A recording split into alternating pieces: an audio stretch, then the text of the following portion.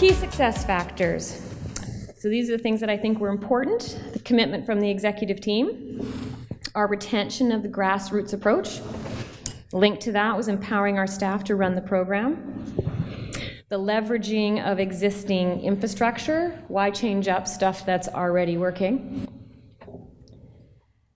The notion of a wellness budget for us, that might seem an obvious thing, but really it was sort of a moment of, we had this eureka moment of, well, how about we set up, we just give a budget for each person in the organization, and that just sort of cleaned up the whole question of how are we going to fund this? It was launched really well by our coordinators in person. They went to every single site and talked about the wellness program and what it meant and what it was all about.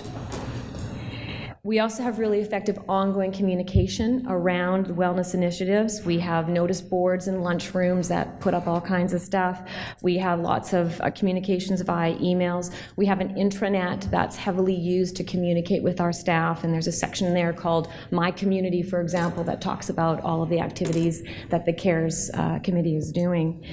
And I think the other thing that was really effective was because we had some infrastructure, that when we launched this, we were able to immediately have some quick wins. We were able to immediately make our wellness program visible by doing lots of great things really quickly.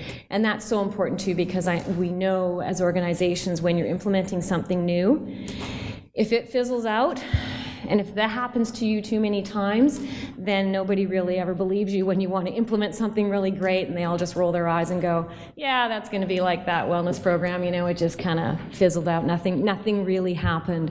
So we wanted to make sure that something really happened when we rolled this out.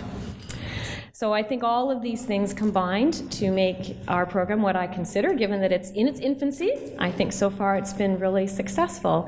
And I'm really looking forward to seeing what our staff do over the years to continue to improve it and make it even better.